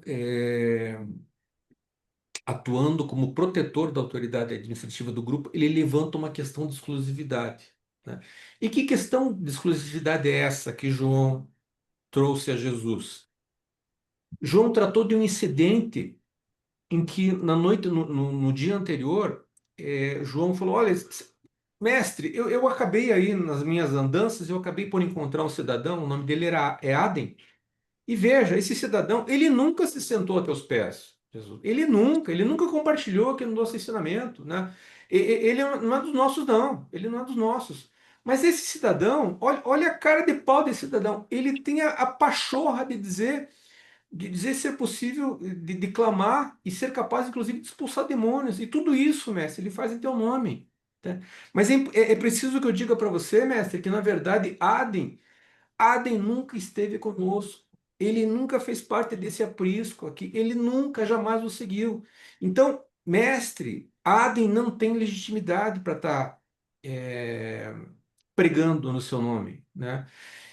E esse é o julgamento que eu, Pedro, faço, e por conta de achar impróprio esse ensino, né, no teu nome, eu disse que ele não podia continuar fazendo o que ele estava fazendo. Eu proibi a Adem de continuar pregando em nome do nosso grupo aqui, e principalmente no teu nome, mestre. Eu proibi, fiz bem. E aí Jesus vem e responde para ele: Não, não, não, você se mostrou intolerante, João. Pedro, né? Quantas vezes, Pedro, né? Quantas vezes eu vou precisar falar para vocês, né? E João, veja, Jesus lembra que há necessidade de que a revelação seja estabelecido um princípio amplo e tolerante de inclusão, porque o trabalho do reino ele estava apenas sendo iniciado, né? Então Jesus já sabia que o reino vindouro ia acolher a todos, tá? O reino vindouro ia permitir que houvesse uma expansão universal. Em havendo uma expansão universal, Jesus pergunta para Pedro: Mas Pedro, você não percebe então que esse evangelho ele vai ser proclamado em todos os cantos do mundo? Como você pode esperar que como você pode esperar que todos aqueles que acreditam e vão proclamar em nome do evangelho fiquem sujeitos à tua direção, Pedro? Isso não existe, Pedro. O evangelho do reino, ele não pode ser contido. Muito pelo contrário. Ele é pronunciado para ser expandido, para atingir a todos. E você não pode esperar que todo esse universo, Pedro, fique sob o teu jugo, da tua análise. Não, não pode, né? E com isso, Jesus traz uma nova regra. Jesus traz a regra da não oposição. Jesus acabou por dar, então, trazer nesse momento a instrução ouro, a instrução chave, porque é aquela que diz que aquele que não está contra nós, ele está a nosso favor. A causa de disseminação do reino deve ser motivo de alegria. E deve ser motivo de alegria que a gente reconheça que o ensinamento já começou a manifestar para além das fronteiras da nossa influência pessoal. Então, é importante que você reconheça que o trabalho de disseminação exercido por ele e o trabalho de disciplinação exercido pelos apóstolos já estava frutificando. Então Jesus lembrava Pedro: Pedro, se alegre com esse resultado, porque é só o início. Essa é a grande regra de ouro, né? A regra da não oposição, tá? Na sequência, dentro dessa mesma conversa, o livro nos lembra que após essa observação feita pelo mestre, o João ficou um pouco, ele ficou meio desconcertado, né? Porque na cabeça do João, ele tinha ouvido o mestre dizer em outra oportunidade que aquele que não está comigo está contra mim. Aquele que não está comigo está contra mim. Pedro lembrava muito bem de ter ouvido isso do mestre, né? Mas a confusão feita na cabeça Pedro, né?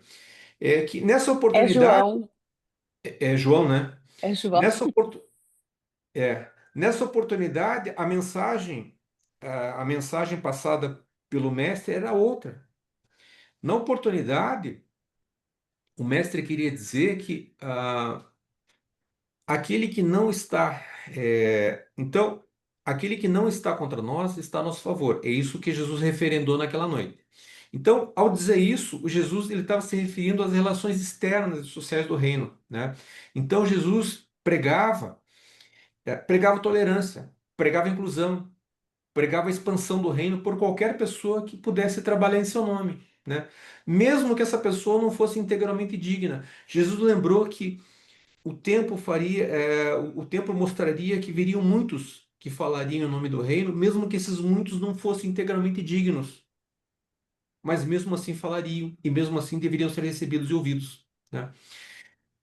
E o exemplo trazido por João, da passagem que ele lembrava de Jesus, dizia respeito a uma outra circunstância, dizia respeito àquela situação que aquele que não está comigo está contra mim. Mas essa referência é a relação pessoal do indivíduo com os ensinamentos espirituais do reino, uma coisa completamente diferente, né?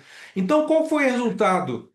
Qual foi o resultado dessa conversa lá que João teve com Adem? Bom, para nos adiantarmos aqui, Adem não deu nem pelota para João, né? Adem, na verdade, ignorou completamente a proibição de João, e mais tarde, o resultado desse trabalho desenvolvido por Adem foi ele ter conseguido formar um número considerável de crentes em Canata, tá?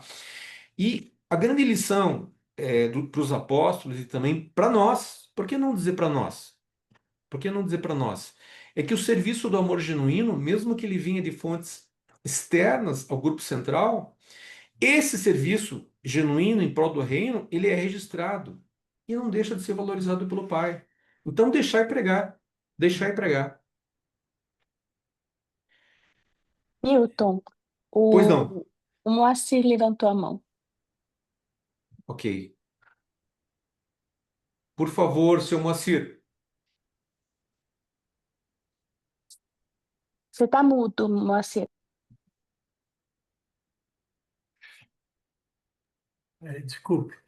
Viu, Milton? Não sei se cabe o que eu vou falar agora, mas olha, nós temos várias e várias entidades hoje aí que fazem milagres, dezenas, centenas, até milhares de milagres, né? No nome de Jesus. E a gente sabe que tem até um lado bom do que eles fazem, que eles pegam 90 e dão 10, né? Você está me entendendo? Então, eu acho isso assim um absurdo. São entidades arquibiliardárias fazendo milagres e milagres em nome de Deus. Aí eu me ponho no lugar do João lá. Pô, mas será que isso aí, Jesus, perguntando para ele, né? Tá certo? O que que nós devemos fazer?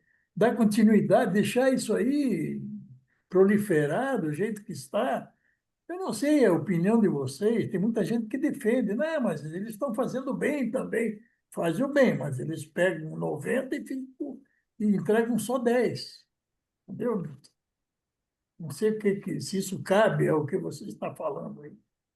Nós vamos ver um pouco mais para frente, senhor Macir, que Jesus também ele traz algumas balizas para o nosso julgamento a essas situações, né? Mas O que creio eu, Jesus fez, o que Jesus fez de milagre é desse tamanhozinho assim com relação ao que esse povo está fazendo aí hoje em dia. Pois é, a gente vai ver um pouquinho a respeito dessas balizas para esse julgamento, ou para nortear o nosso julgamento, mas a minha opinião, senhor, a minha opinião é deixar e pregar. Deixar e pregar, porque à medida que essa palavra não tenha valia ou ela cai no campo estéril, não vai frutificar, né? E o senhor também pode me dizer, mas Milton, você disse que não vai frutificar, mas esse mesmo exemplo que eu trouxe agora, esse exemplo está se expandindo, né? Isso está se Sim, eu alastrando. falei. E como não vai frutificar? Eu acredito que os reveladores, quando diz para nós que quando a palavra ela é desprovida de significado, quando a semente não é boa e por conta disso ela não frutifica, eles estão falando num horizonte assim muito mais amplo, né? O tempo dos reveladores, o tempo dos anjos não é o mesmo nosso, né? Então, à medida que a gente acha 30 anos um tempo, nossa, já faz 30 anos que o troço está crescendo. Isso, né, é muito pouco. Então, eu não me preocuparia. Eu acredito que o senhor deva tirar essa preocupação do seu Eu não tô, radar, senhor Moacir. viu, Milton? Desculpe, eu não estou preocupado. Só para você ter uma ideia, só para ter uma ideia, até aconteceu essa semana. Eu tinha televisão aí, como todos têm, né? A televisão aberta e a televisão fechada aí também. E que você tem, eu acho que 10, 5, não sei quantos canais, e você passa de canal para. Eu mandei retirar. Eu não tenho mais a televisão, canal aberto mais. Aliás, o canal fechado que fala, né? Eu tenho só Aberto mesmo. A Netflix e a Disney. É que eu assisto algum filme ou outro, senão é só o computador. Porque a nossa TV, o que estão fazendo esse marketing aí, é uma coisa, olha, realmente para mim é absurdo. Tanto é que eu tirei fora isso e, como você falou, não se preocupe, não vou mais nem ver mais isso. Independente da qualidade da programação, a gente não vai Não entrar nesse adianta. mérito, mas o senhor faz muito bem. Aproveita mais o seu tempo, tá bom? Sueli, eu preciso de mais uns 10, 12, 15 minutos aqui. Eu queria saber se é o À caso de a gente vontade. dar uma Não, pode segurada ir. ou vamos em frente? Vamos em frente? Não, pode ir, pode ir. Então tá bom, vamos lá.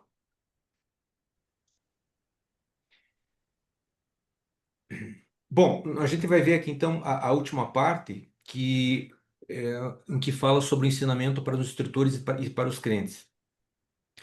Essa última parte aqui desses ensinamentos, na verdade, eles foram proferidos lá na cidade de Edrei.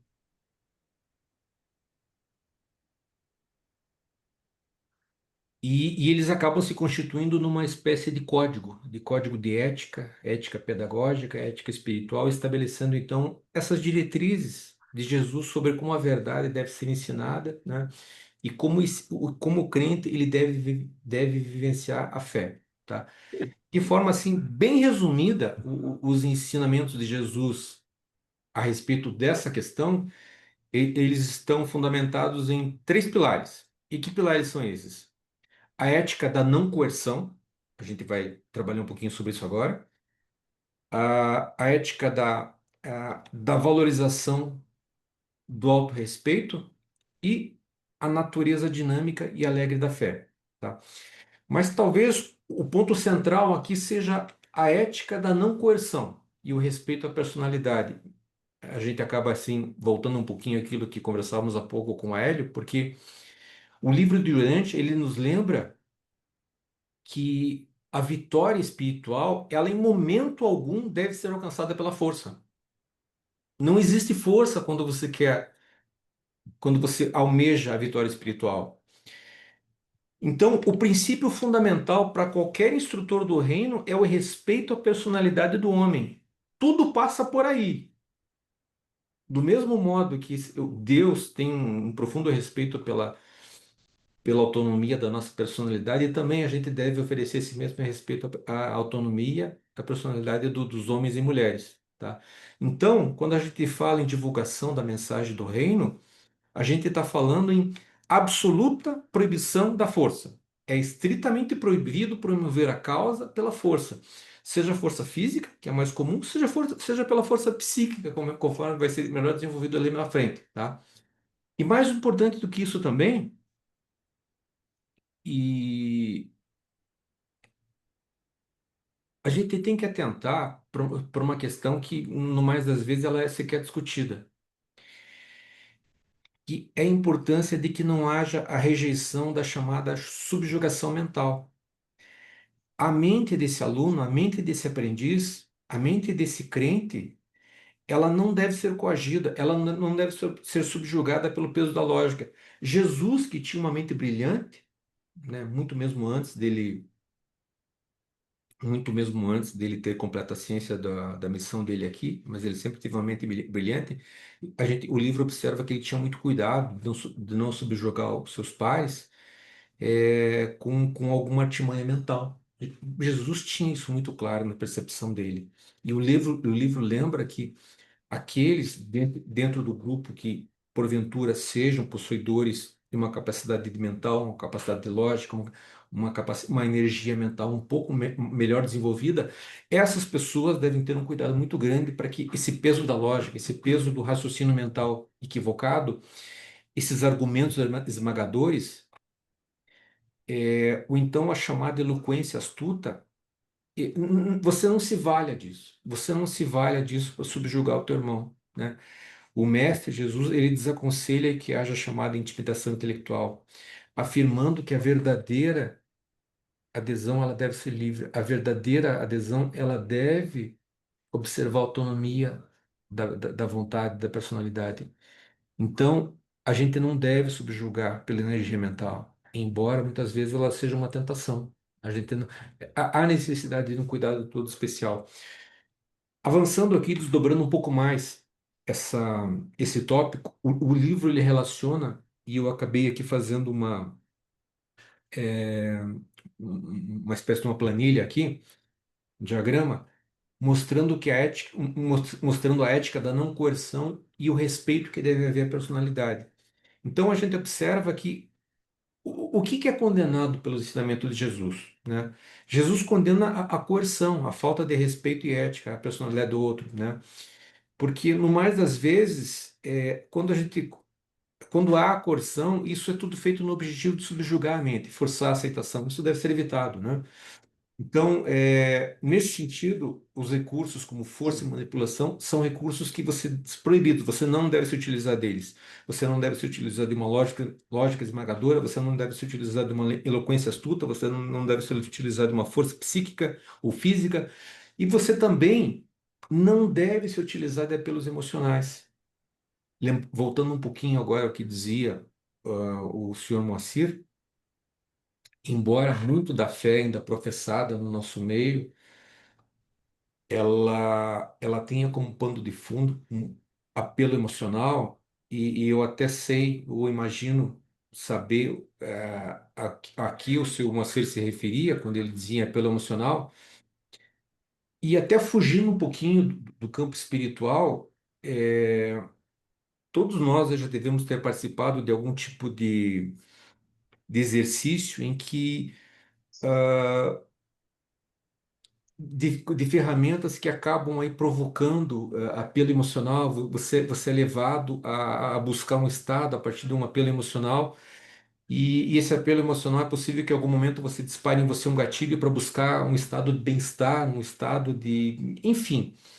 Então, o que me chama a atenção aqui, e é só alguma coisa que eu quero lançar, não tenho condições de discutir muito isso com os senhores, é que esse apelo à emoção, ele se mostra como uma ferramenta muito eficiente para provocar em nós alguns estados que se mostram úteis. E eu fico imaginando por que esse mesmo apelo emocional, de repente, ele não tem um pano de fundo que justifique que ele também possa ser utilizado para provocar em nós um estado espiritual também. Eu não tenho resposta. É uma pergunta que eu me faço aqui, mas a gente pode conversar sobre isso num outro momento e com um pouquinho mais de devagar, tá? Então, em contraposição a isso, qual é o método recomendado pela revelação de Jesus?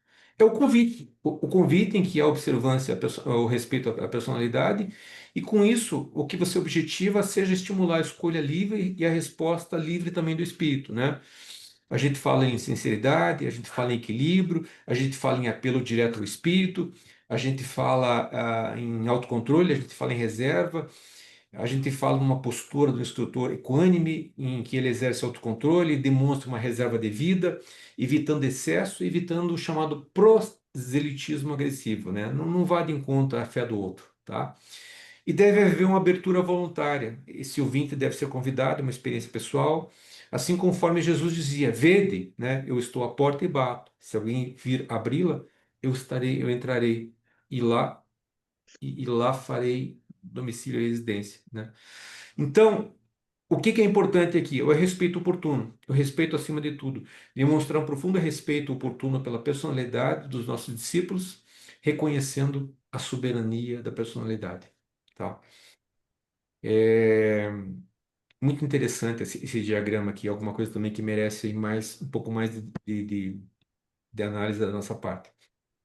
Bom, indo para os finalmente aqui, a gente já viu o valor do autorrespeito, o reconhecimento do outro, porque Jesus ele sempre pregou que o propósito da divulgação do evangelho que ele trouxe também é restaurar o autorrespeito, né?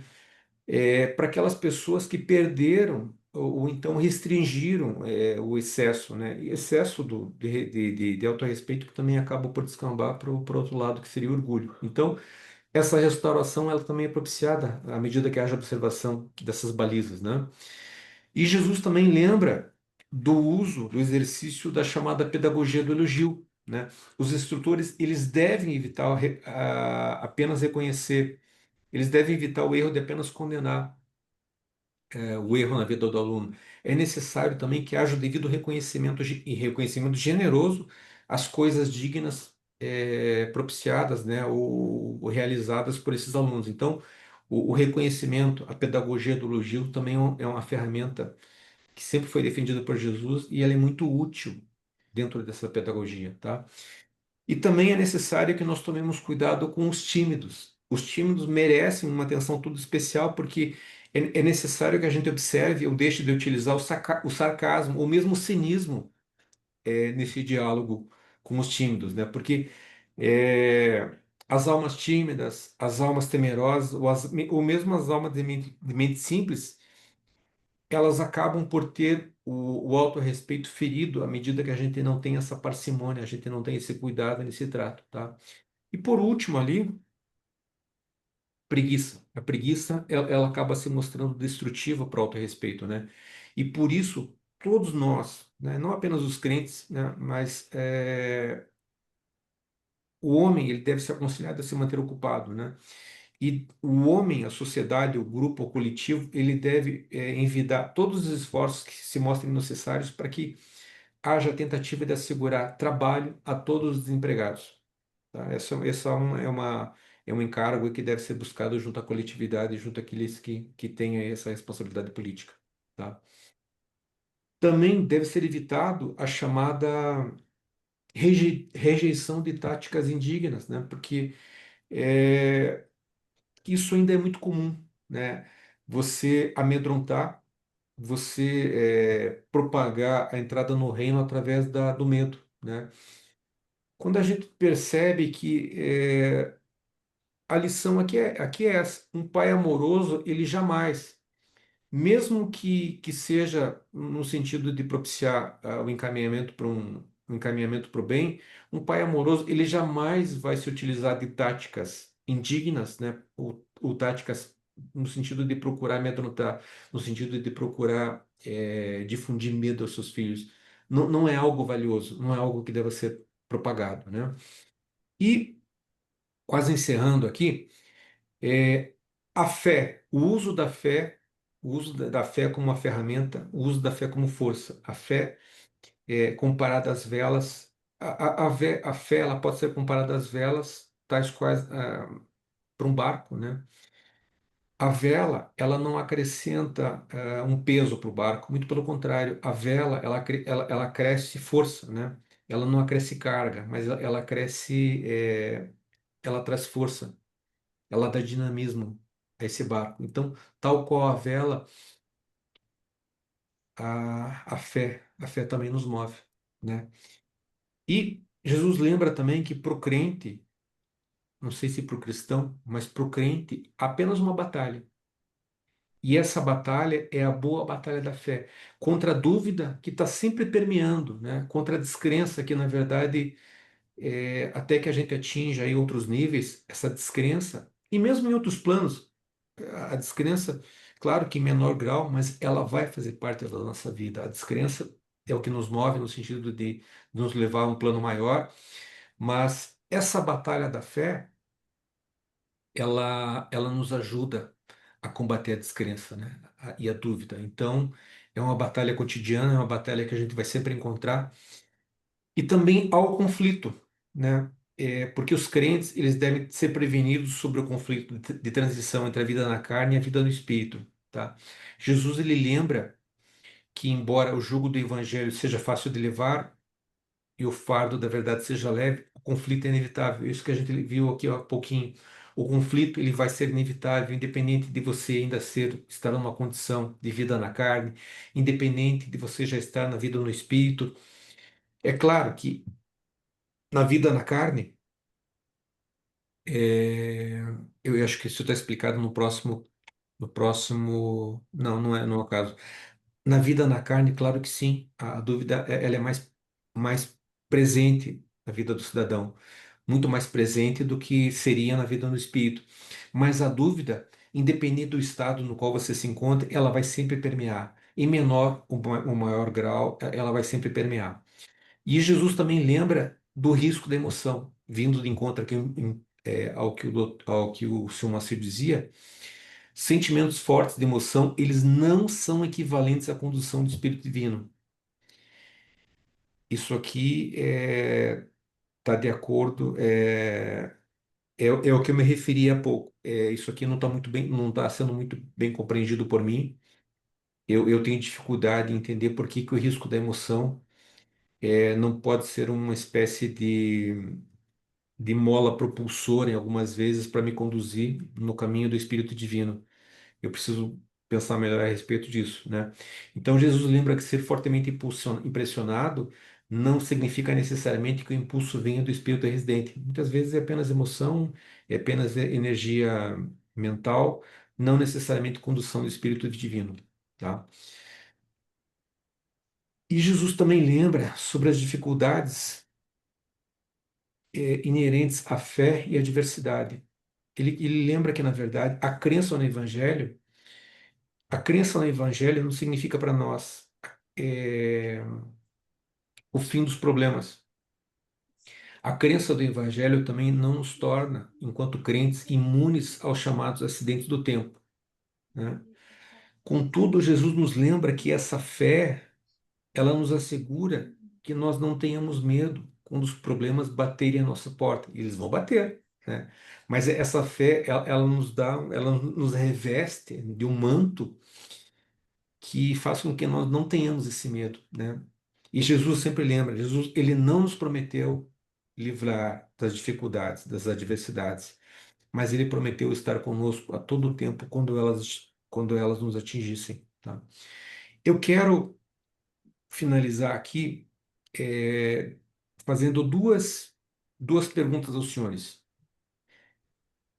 É, Os senhores sabem, algum dos senhores saberia nos trazia qual foi a grande revelação que Jesus fez ao apóstolo Natanael, de forma ali particular, né, a portas fechadas, sobre a origem e autoridade das escrituras sagradas hebraicas? Eu também gostaria de perguntar aos senhores se algum dos senhores sabe por que Jesus afirmava em alguns momentos que a palavra de Jesus, ela não deve ser, a palavra de Deus, né? A palavra de Deus, ela não pode ser e não deve ser considerada infalível nem perfeita. Algum dos senhores pode nos ajudar com essa questão aqui? À medida que os senhores se dispõem a nos ajudar, eu vou convidar para que os senhores estejam presentes conosco na próxima quarta-feira, porque a gente vai tratar aí com muito mais detalhe a respeito não apenas dessas duas questões, mas de todas as outras que envolvem a segunda parte, que é a nossa apresentação. E eu queria, na verdade, finalizar agradecendo aqui pela presença e participação dos senhores, pela paciência e me colocar, que já são quase 10 horas. Desculpe a jantar da hora. Obrigado. Parabéns, Milton. Muito, muito boa a sua aula. Adorei. E o Caio quer falar um pouquinho também. Maravilha. Obrigada. Obrigado. Por favor, Caio. Obrigado, Milton. Muito boa apresentação. Das tuas provocações finais aí, só gostaria de colocar para todo mundo uma que Natanael perguntou a Jesus, né, se realmente as Escrituras eram palavra sagrada, eram palavras de Deus, né? E ele falou que basicamente eram palavras humanas, que não eram palavras de Deus, mas que representavam bem o crescimento do conhecimento de Deus, né, nos livros. E pediu até para ele perceber que os livros mais antigos falavam de um Deus mais vingativo, e os livros e os profetas mais novos falavam já de um Deus mais amoroso, que ia até Isaías, né? E falou para ele, olha, tudo bem as pessoas entenderem isso, o problema é que muitos sacerdotes, eles sabem da falibilidade dos documentos e mesmo assim escravizam as pessoas que querem encontrar Deus em rituais sem sentido, né? Então ele falou isso e depois pediu para Natanael, por favor, não falar isso para ninguém, né? Boa, boa. Na verdade, eu vou me servir de você na semana que vem para me ajudar com esse tópico aí. Muito bem trazido, Caio. Obrigado. E tem um outro, da outra provocação que você falou, disse que Jesus comenta que nada que é humano é infalível. Tudo que é humano é falho em alguma Sim, medida.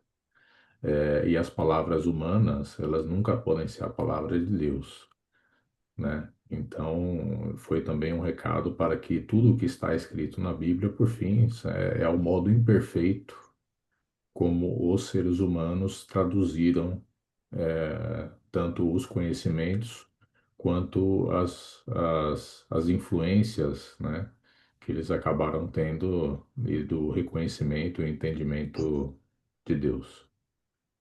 muito bom. Você está dispensado do dever de casa, Caio, mas é só você. Aélio, Inicialmente, eu quero te cumprimentar, Milton. Você falou logo no início da palestra que o Elionai elevou o nível, elevou a régua. E certamente você foi impactado, porque você também elevou o nível, você também elevou a régua. Parabéns. Gostei muito da sua apresentação. obrigado, Aélio. Dito isso, as tuas duas perguntas provocativas, o Caio já respondeu. Eu concordo 100% com o que o Caio falou.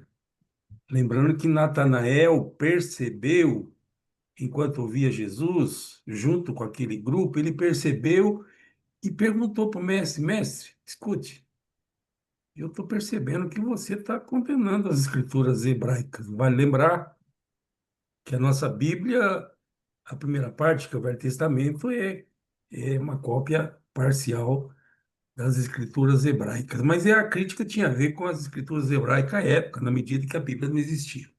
Mas, enfim, Natanael disse: Mas escute, eu estou entendendo direito? Ou você está condenando as escrituras hebraicas? Aí Jesus explicou bem para ele, e o Caio já colocou, não sei se vale a pena repetir, mas enfim, o Caio já colocou. Sim, Então, você atribuir o que você diz como sendo palavra de Deus pode ser um equívoco sério. Ou você entendeu parcialmente, ou você não foi feliz na colocação, mas você não pode assumir que foi palavra de Deus, tanto é, e Caio disse bem, que pode ser que Jesus estivesse condenando não a palavra de Deus, estivesse condenando a palavra atribuída a Deus. Então, Caio foi feliz na colocação e tá correto. A segunda concordo. pergunta, eu já esqueci qual foi a segunda pergunta. A segunda questão era referente. Não, você passou pelas duas, né? A palavra a lei de Deus, tido como palavra de Deus, e a primeira era a respeito da conversa privada ali entre Jesus e o apóstolo. Você já passou. Você também está dispensado do homework. Tá bom, então já está Estrelinha. respondido. Mas efetivamente foi uma conversa privada entre Natanael e Jesus, obviamente, não tinha interesse que se tornasse público. Apesar de que, passados 2000 anos, nós estamos aqui no conforto da nossa casa, ouvindo essas palavras privadas. Mas, enfim, está valendo para nós igualmente. Mas eu queria te perguntar, a parte final da tua apresentação, e que, aliás, aquela tua tabelinha foi fantástica, eu tenho que dizer que eu gostei, porque resume bastante muito da tua palestra de hoje. Mas eu queria perguntar o seguinte: qual a diferença básica entre elogios, que vão estar colocados lá como virtude, em oposição a críticas, e lisonja, se é que há diferença? O que você fala a respeito? Lisonja versus elogio.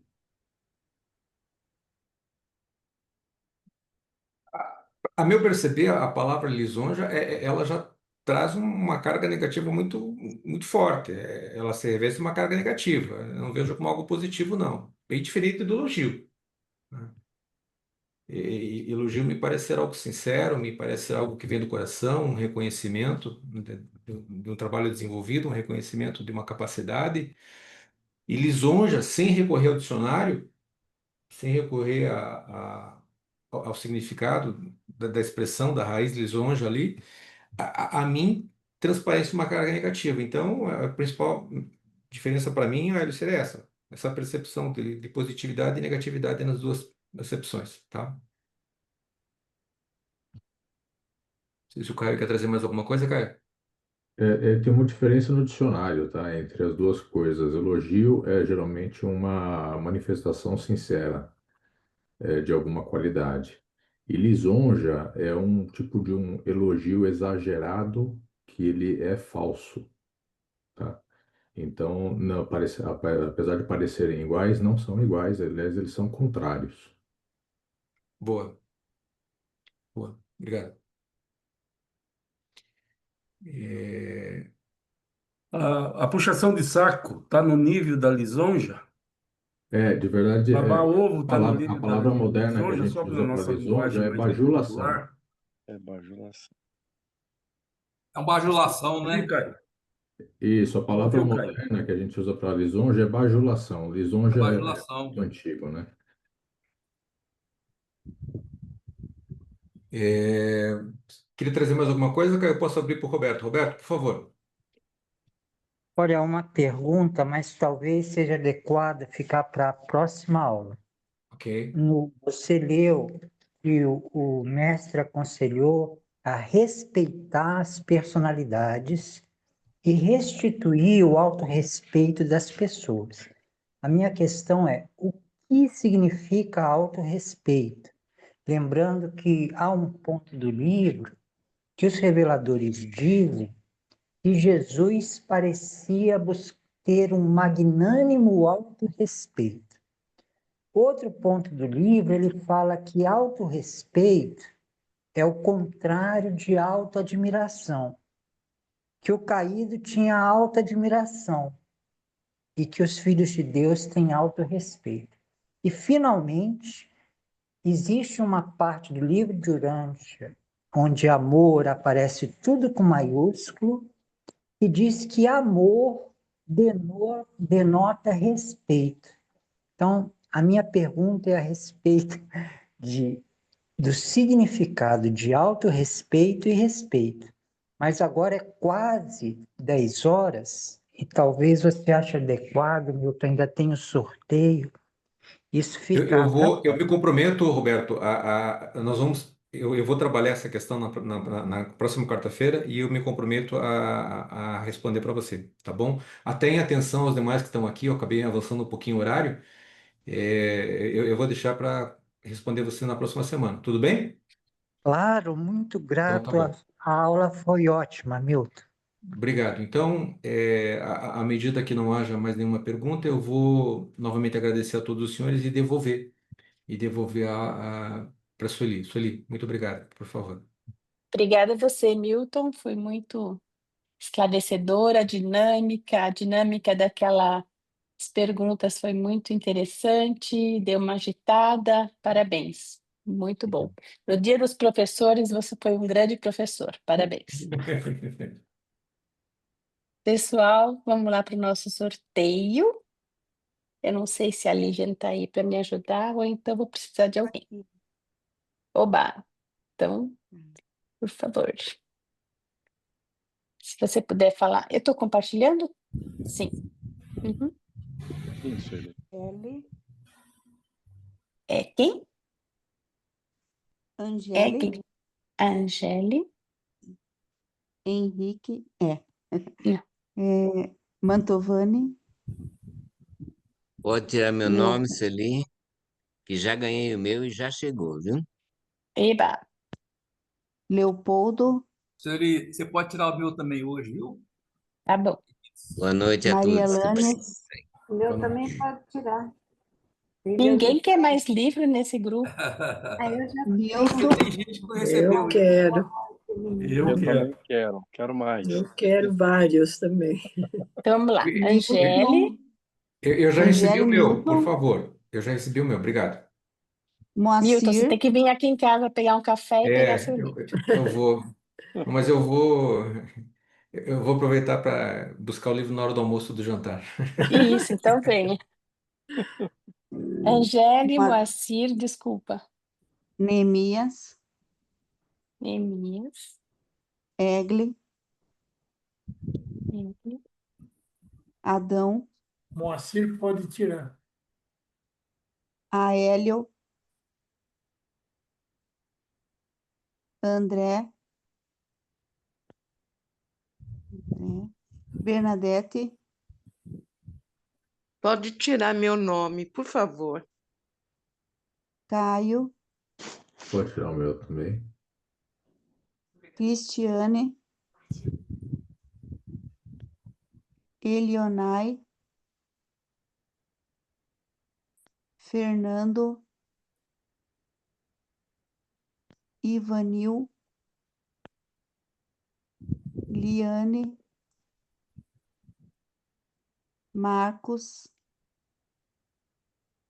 Roberto, Ó, o meu pode tirar e eu aviso que o livro chegou, eu peguei hoje, estou aqui comigo. Eba, Obrigado. muito bom, muito legal.